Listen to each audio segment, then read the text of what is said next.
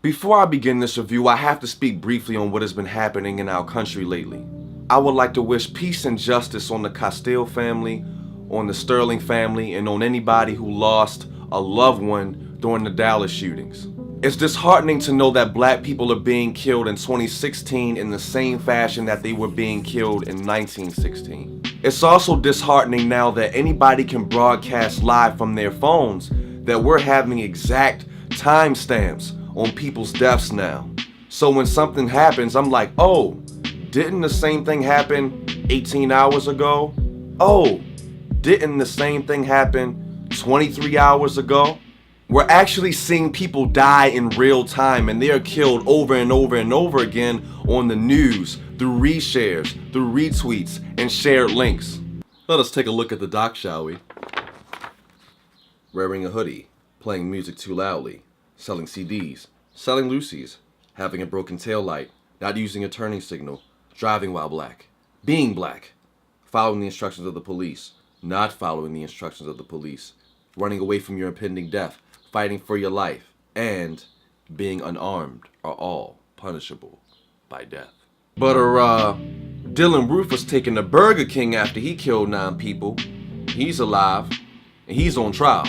The last time I saw George Zimmerman, he was in the pool with a cigar in his mouth with all his taco meat showing, looking like a low-budget Scarface. And to add insult to injury, he sold the gun that he killed Trayvon Martin with as if it was the magic wand that killed Voldemort, or as if it was an ancient relic from the ruins of Pompeii after it was buried in the wake of Mount Vesuvius. I don't really know what the next move for this country is. The only thing I know, like so many of us know, is that it can't go on like this. And it's so ironic because Daredevil Season 2 was all about justice. Who deserves justice? And how justice should be carried out. And the two questions that are brought up in this series, in this season, is should we leave it to the court system, or should we take matters into our own hands because the court system has failed us so much? And for those of you who don't know, Daredevil was the son of a boxer, NYC native, Hell's Kitchen native, lost his eyesight in a terrible accident, but gained superhuman senses. He's a lawyer by day, superhero at night, and he's also a kung fu master. He can give you one of these, and one of these. So the season picks up with Kingpin still in jail, but he's making some chess moves behind bars. Daredevil is still cleaning up the streets, and he notices that a lot of criminals are being shot up firing squad style, and he notices that whoever is doing it has military grade weapons, and he's like, yo, I gotta find out who's killing these people like this. I can't have people getting shot up like this. And there's also an ancient sinister group at work lurking in the background in New York City, and they're waiting for the right time to strike. They're very similar to the League of Shadows from the Batman saga. So enter the Punisher, right? There's this signature Punisher scene in the very beginning of the first episode where there's this gang and they're toasting up to a New York City without the Punisher. They in there like we about to Millie Rock on every block. And then next thing you know, the Punisher like... And this Netflix series does a lot of things creatively. They put a creative spin on the Punisher's logo, which is the skull on the front of his shirt. And they also give a great explanation, an in-depth explanation as to why he sees the world the way he does. His skewed point of view. It's not just your typical explanation of I kill bad guys or I'm a superhero because that's just what I do. It's very similar to Batman in the sense that there's actual trauma, actual relatable human trauma that you can connect to, and you'd be like, okay, I understand that. And in very similar fashion to Frank Miller's The Dark Knight Returns, we see two superheroes colliding, Batman versus Superman, and in this case, Punisher versus the Daredevil, and an argument is being told over fists, over bullets, over batons of who's right. The Punisher, who gets a hold of his criminals and kills them and feels like the court system is hopeless, so that's why he does it himself, or the Daredevil, who injures, subdues, and throws these people in jail in hopes that the court system will work. The good folks of New York City, and you have to decide as a viewer as to which approach do you agree with, who do you side with. And there's this awesome quote by the Punisher in which he's talking to the Daredevil and he's saying, look man, you're one bad day away from being me, meaning you're one traumatic event, you're one loss, you're one tragedy away from picking up an assault rifle and going after these criminals like I am.